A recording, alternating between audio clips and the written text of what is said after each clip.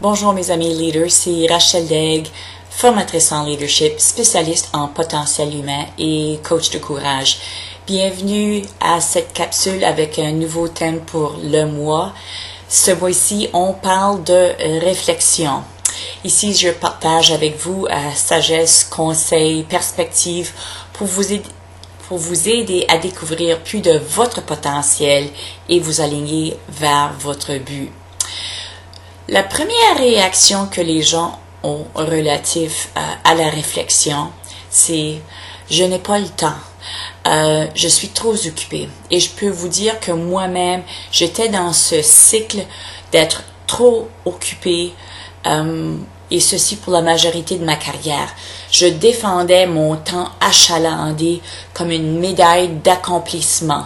Je le défendais car c'est ça que la société m'a enseigné à faire, que plus vite et plus, c'était ça le succès. Donc, pour moi, le succès dans le temps était une pause luxueuse que les gens qui ont atteint un certain palier de succès pouvaient se permettre. Mais au contraire, lorsque je considère les gens de succès que j'admire, un des points communs, le fil conducteur qu'ils avaient, c'était souvent la réflexion en cours de route vers leur succès. Donc, pour moi, la graine était plantée en moi, mais tout de même, elle poussait pas vite. Donc, c'est pas évident ou facile de faire ce changement de notre routine, malgré le savoir de la sagesse. Mais après que j'ai joint l'équipe John Maxwell, je fus vraiment plus entourée de façon plus intense des gens qui prenaient le temps de réflexion. Et ceci faisait partie de nos discussions régulières. Donc, dans cet environnement, je fus exposée, voire même, je dirais, contaminée de leur façon de penser. Et finalement, j'ai commencé à intégrer la pratique de réflexion dans ma vie. Donc, pour moi, voici 6 des bénéfices que je vois directement par ma pratique de réflexion. Un triage d'idées,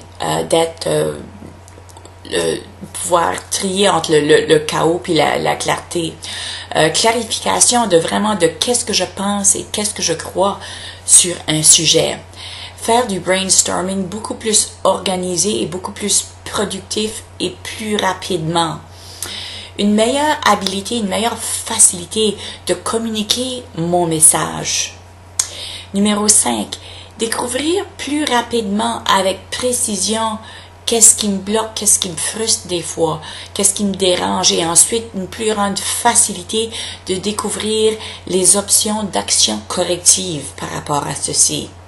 Et numéro 6, augmenter ma confiance en moi, ma confiance en mes rêves et mon habilité de les atteindre. Donc ça, c'est juste une petite liste rapide des bénéfices que moi-même j'ai vécu avec la pratique de réflexion. Et puis, j'avais lu un passage d'un des livres de John Maxwell en ce qui concerne les 4 I de la réflexion que j'aime beaucoup. Premièrement, l'investigation. Donc, c'est le temps de vraiment creuser profondément sur qu'est-ce qui se passe ou sur un sujet. Le deuxième, incubation. De vraiment mijoter pour que l'idée se transforme en quelque chose plus délicieux, quoi. Élimination.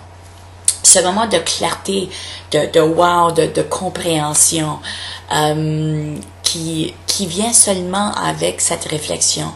Et puis la quatrième, l'illustration, c'est-à-dire de vraiment comme bâtir l'image, aller du brouillon à quelque chose de vraiment plus précis et en couleur, de faire cette progression-là. Donc, dans les semaines suivantes, je vais vous parler de diverses méthodes de réflexion que moi j'utilise présentement. Et donc, j'espère que vous serez de la partie. J'espère que cette vidéo vous a causé à considérer que peut-être que la réflexion n'est pas juste un luxe de succès, mais plutôt une nécessité pour y atteindre. La semaine prochaine, je vous parle spécifiquement du pouvoir de la réflexion via le stylo et le papier.